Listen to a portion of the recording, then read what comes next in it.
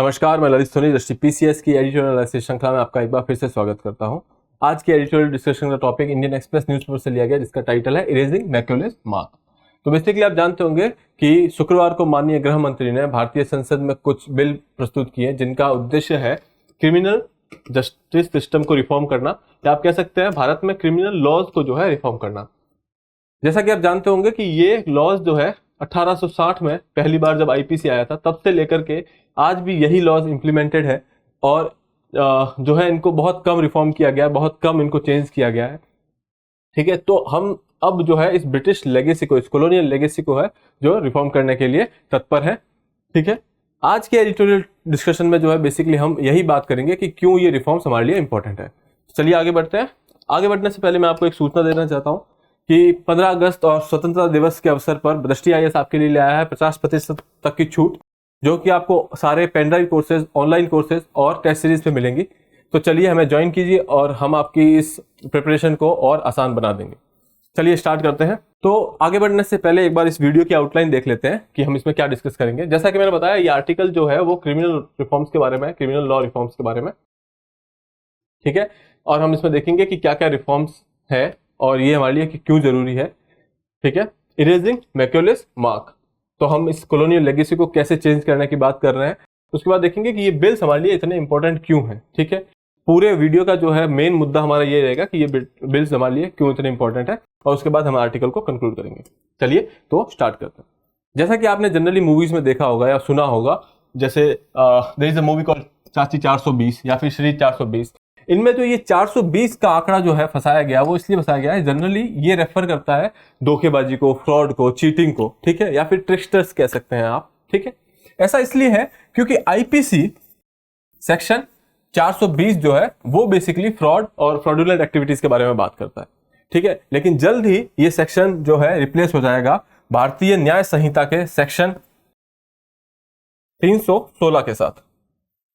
ठीक है, तो हम लोग इसमें रिफॉर्म कर रहे हैं, लेकिन ये रिफॉर्म्स केवल इनके नाम और इनके सेक्शन तक लिमिटेड नहीं है, ये सब्सटेंस में भी हम लोग इसमें चेंज कर रहे हैं, इनको पूरी तरह से ओवरऑल करने की कोशिश कर रहे हैं। जैसा कि आप जानते होंगे, आईपीसी में अभी करंटली लगभग 511 के आसपास सेक्शन है, जो कि हम कम करके इनको कंसाइज करके 356 के बराबर ले आए हैं। ठीक है, इसमें हम देखेंगे कि कैसे वो लॉज जो हमारे लिए अब काम के नहीं है उनको रिमूव कर दिया गया है। वो क्राइम्स जिन्हें पहले क्राइम की कैटेगरी में रखा गया था, लेकिन बदलते वक्त के साथ उनको क्राइम में नहीं रखा जाता है, जैसे आप कह सकते हैं होमोसेक्सुअलिटी एक्सेट्रा, तो उनको इसमें से रिमूव कर दिया गया है। तो इस तरीके से जो है ये भारतीय न्याय संहिता जो है वो आपके लिए काफी कंसाइज होगी और कॉम्प्रिहेंसिव होगी। ठीक है, तो चलिए देखते हैं आगे। Erasing Macaulay's mark. ठीक है, हम सबसे पहले जो है आईपीसी जो 1860 में आई थी उसका नाम चेंज करके भारतीय न्याय संहिता करेंगे। उसके बाद सीआरपीसी का नाम चेंज करके भारतीय नागरिक सुरक्षा संहिता करेंगे। आप देखिए यहाँ पे नैरेटिव में चेंज है। जब हम सीआरपीसी, क्रिमिनल प्रोसीजर कोड की बात करते हैं, तो हम बात कर रहे हैं कि कैसे क्रिमिनल्स के साथ डील किया जाएगा, क्या प्रोसीजर रहेगा। ठीक है, यहाँ पे हम जो है इसका नाम चेंज करके नागरिक सुरक्षा संहिता बना देंगे। तो आप देख सकते हैं कि अब जो है यहाँ पे जस्टिस के नैरेटिव में भी हम चेंज कर रहे हैं। जो पहले क्रिमिनल प्रोसीजर के नाम से जाना जाता था, अब वो नागरिकों की सुरक्षा के लिए बनाया गया। उसके बाद भारतीय साक्ष्य अधिनियम, जो कि पहले इंडियन एविडेंस एक्ट हुआ करता था, अब उसको हम रिप्लेस करके भारतीय साक्ष्य अधिनियम के साथ जो है चेंज कर लेंगे। हालांकि ये चेंजेस जो है सिर्फ नाम तक लिमिटेड नहीं है, हमने जैसा कि मैंने पहले बताया, हम इसमें जो है सब्सटेंशियल चेंजेस कर रहे हैं। तो चलिए देखते हैं कि ये जो पर्टिकुलर बिल है वो हमारे लिए इतना इंपॉर्टेंट क्यों है। ठीक है, इरेजिंग कॉलोनियल लेगेसी। आप जानते होंगे कि पहली जो लॉ कमीशन 1835 में बनी थी, जो कि चेयर की गई थी लॉर्ड मैकॉले के द्वारा। ठीक है, उस कमीशन की रिकमेंडेशन पे 1860 में जो है आपकी आईपीसी आती है, और उसके बाद से लेके आज तक हम उसी आईपीसी को जो है फॉलो कर रहे हैं। इसमें बहुत ही कम चेंजेस किए गए हैं, but now it's time that कि हम इसको चेंज करें और इसको भारत के संदर्भ में बेहतर बनाएं। ठीक है, तो इसलिए इट्स इंपॉर्टेंट कि अब इसमें जो है इंडियनाइजेशन किया जाना चाहिए, और जो है इस कॉलोनियल लेगेसी को हम पीछे छोड़ दें। ठीक है, क्योंकि सीधी सी बात है, ये जो लॉ बनाए गए थे उस वक्त जो ब्रिटिश पावर्स थे उनके बेटरमेंट के, उनके बेटर एडमिनिस्ट्रेशन के लिए बनाए गए थे, उनकी सुविधा के लिए बनाए गए थे। लेकिन अब जरूरत है कि हम इसको अपने भारत के संदर्भ में हमारे लिए ये कैसे बेहतर एक्ट करेंगे, उसमें चेंजेस लाने की जरूरत है। ठीक है, फिर legal as well as philosophical imperative. देखिए लीगल इंपेरेटिव तो हम समझते हैं कि लॉ के बारे में बात कर रहे हैं, क्यों उनको चेंज करने की जरूरत है, ठीक है।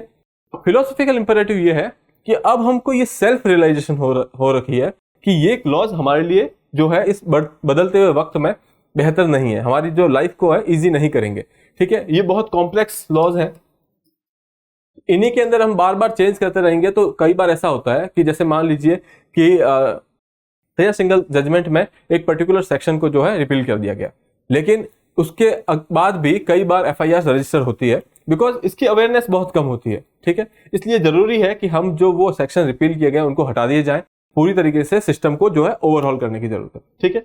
उसके बाद फुलफिलिंग द कॉन्ट्रैक्ट ऑब्लिगेशन।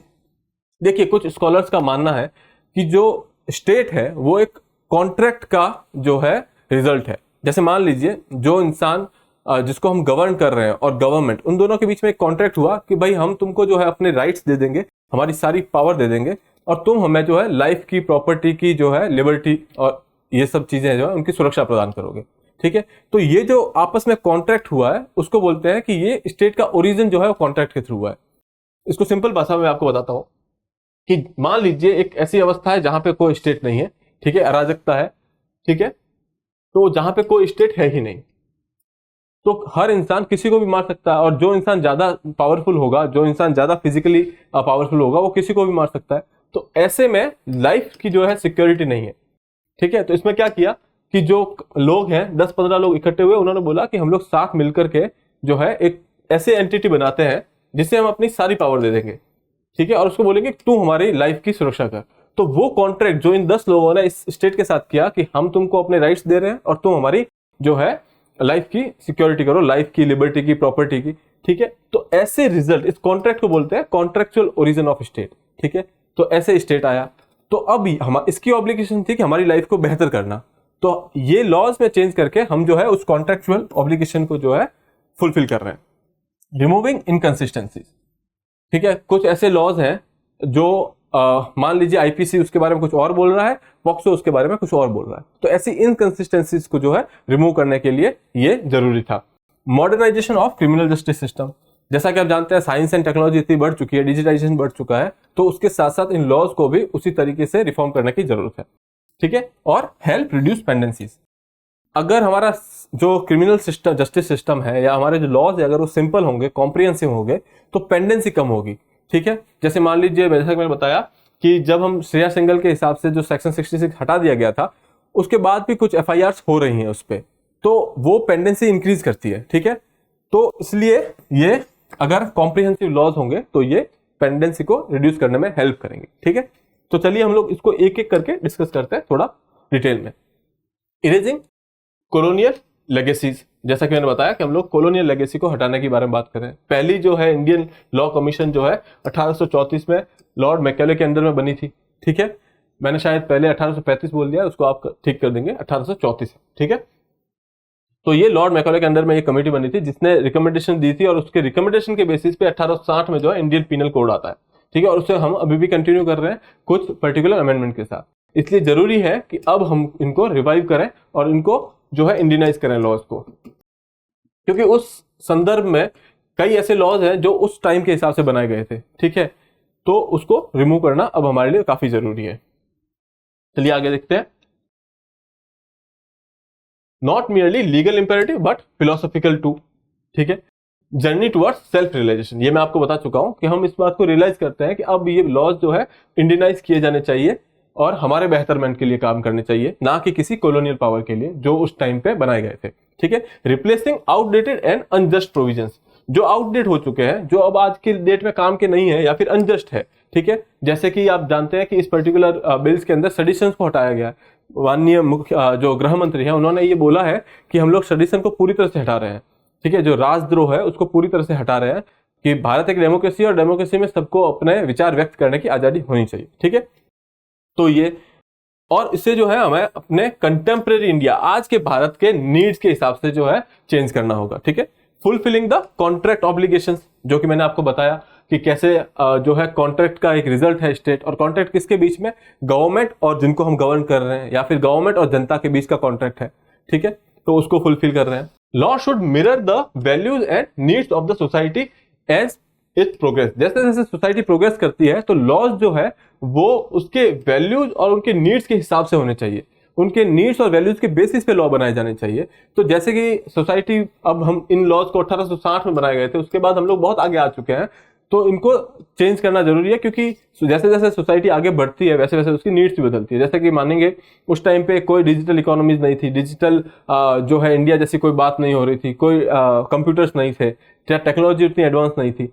तो अब जो है ये सब हो चुका है, तो हमें लॉज में उस तरीके के चेंज करने की जरूरत है। Specially crucial for criminal justice system, ये हमारे क्रिमिनल जस्टिस सिस्टम के लिए स्पेशली इसलिए क्रूशियल है बिकॉज आज की डेट में 77% जो प्रिजनर्स हैं, जो जेल में बैठे हुए हैं, वो अंडर ट्रायल्स है, जिनको अभी कोई सजा नहीं हुई है, उनकी ट्रायल चल रही है और वो अभी जेल में है। Prolonged and postponed in the reform is injustice in itself. जब हम जानते हैं कि हमको रिफॉर्म्स की जरूरत है, ठीक है, तो फिर उसको प्रोलॉन्ग टाइम के लिए उनको पोस्टपोन करना, उनको आगे बढ़ाते रहना, उनको टालते रहना, वो अपने आप में एक अन्याय है। ठीक है, वो किसके लिए अन्याय है? जो लोग पहले से अंडर ट्रायल है, जो जेल में बैठे हुए हैं, तो उनको बिना किसी मतलब के जेल में बैठना पड़ रहा है, और वो भी उस टाइम पे जहां पे जेल्स ऑलरेडी ओवर क्राउडेड है, इतनी भरी हुई है कि वहां पे आप अपनी कैपेसिटी से ज्यादा लोगों को बिठाया हुआ है। तो आप सोच सकते होंगे कि कैसे वो लोग रहते होंगे वहां पे। ठीक है, those who believe in this system, जो इस सिस्टम पे भरोसा करते हैं कि हमें न्याय मिलेगा, उन लोग के लिए भी ये इनजस्टिस है अगर हम इन रिफॉर्म्स को जो है टालते रहेंगे। ठीक है, इसलिए ये कुछ रिफॉर्म्स हमारे लिए काफी इंपॉर्टेंट है। रिमूविंग इनकंसिस्टेंसी, जैसा कि मैंने बताया कि कुछ लॉज हैं जो रिपील कर दिए गए हैं, ठीक है, फिर भी उनके नाम पे एफआईआर फाइल की जा रही है, तो वो एक इनकंसिस्टेंसी है। उसी बात पे हम लोग एक बार एक एग्जांपल और देख लेते हैं। जैसा कि सेक्शन 309 जो है वो अटेम्प्टेड सुसाइड को क्राइम मानता है। ठीक है, तो अगर कोई इंसान सुसाइड अटेम्प्ट करता है तो उसे एज अ क्राइम देखा जाएगा और एफआईआर रजिस्टर की जानी चाहिए उसके हिसाब से। लेकिन वहीं पे mental health care act of 2017, ठीक है, ये 2017 का एक्ट कहता है कि जो इंसान सुसाइड कर रहा है उसको अपने आप में एक ट्रीटमेंट की, एक केयर की जरूरत है, और आप उसको पनिश कर रहे हैं। तो ये एक इनकंसिस्टेंसी है यहाँ पे फिर से। तो अभी के जो ये लॉज हैं, जो भारतीय न्याय संहिता होगी, वो इन सब चीजों को एड्रेस करेगी। ठीक है, चलिए आगे देखिए। Modernisation of criminal justice system, ठीक है, तो इसमें हम लोग सिग्निफिकेंट चेंज कर रहे हैं बिकॉज हमारी सोसाइटी में टेक्नोलॉजिकल और सोसाइटी में चेंजेस आए हैं। ठीक है, जब सोसाइटी में चेंजेस आए हैं तो आपको जरूरी है कि आप उनको उन चेंजेस के हिसाब से मॉडर्नाइज करें। ठीक है, recognise the role of electronic information. ठीक है, जो डिजिटल हम लोग बात करते रहते हैं, डिजिटल इंडिया वगैरह की, तो हमको ये भी देखना होगा कि अगर कोई एविडेंस है जो इलेक्ट्रॉनिक फॉर्म में है तो उसकी भी जो लीगलिटी है उसको हमको इंपॉर्टेंस देनी होगी, तो उसके बारे में भी चर्चा की जाएगी। Allowing for the digital record to be admissible, जो कि मैंने आपको बताया, डिजिटल रिकॉर्ड को भी अब एडमिसिबल एविडेंस माना जाएगा। Creating provisions for electronic appearance, जैसे मान लीजिए कि आपकी कोर्ट की तारीख है और आप वहां पे अवेलेबल नहीं है, तो आप जो है इलेक्ट्रॉनिक अपीयरेंस, मतलब जैसे वीडियो कॉल वगैरह से भी उस हियरिंग को जो है आप अटेंड कर सकते हैं। ठीक है, चलिए। हेल्प रिड्यूस पेंडेंसी, जैसा कि मैंने बताया कि ये पेंडेंसी अपने आप तो कम होगी नहीं, लेकिन नो डाउट ऐसे लॉज जो है ये हेल्प करेंगे, ये बिल्स जो है उनमें हेल्प करेंगे। कैसे हेल्प करेंगे? ये जो बिल है वो कंसाइज है, ये प्रिसाइज बिल होंगे, कॉम्प्रिहेंसिव बिल होंगे। ये जो हमारा जो सिस्टम है उसको काफी हद तक सिंपल कर देंगे। तो जब सिंपल कर देंगे तो लॉ को अंडरस्टैंड करना सिंपल होगा, तो पेंडेंसी अपने आप धीरे धीरे कम हो जाएगी। ठीक है, फिर efficient resolution of criminal cases, जब केसेस को रिजोल्व करना होगा तो उनके लिए दो चीजें ज्यादा जरूरी है। क्या? एक तो डेफिनेशन ऑफ क्राइम, ये डेफिनेशन जो है वो क्लियर होनी चाहिए। जैसे मान लीजिए कोई पर्टिकुलर क्राइम जैसे मर्डर है, तो मर्डर की डेफिनेशन इतनी क्लियर होनी चाहिए कि जज को सोचना ना पड़े कि इसको हम मर्डर की कैटेगरी में रखेंगे या फिर होमिसाइड की कैटेगरी में रखेंगे। तो ये डेफिनेशन क्लियर होनी चाहिए। दूसरा, प्रोसीजर जो है ट्रायल्स के लिए वो क्लियर होनी चाहिए। तो ये जो आपके बिल्स हैं वो इस डायरेक्शन में काम कर रहे हैं, वो इसको क्लियरली डिफाइन करेंगे क्राइम को, और प्रोसीजर को भी जो है क्लियरली डिफाइन करेंगे।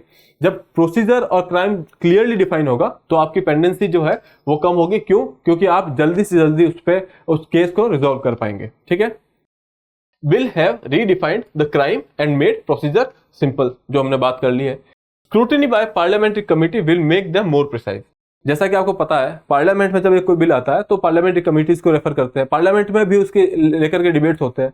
जब डिबेट्स होंगे, स्क्रूटिनी होगी बार बार, तो ये लॉज जो है अपने आप में और प्रिसाइज होंगे। ठीक है, और दूसरी बात, वक्त के साथ धीरे धीरे जब इंप्लीमेंट होंगे तो अपने आप इनकी कमियां सामने आएगी और उनको रिफॉर्म किया जा सकेगा। ठीक है, कंक्लूजन क्या है? तो आप कंक्लूजन देख सकते हैं India's legal framework must not dance to the whims of colonial times.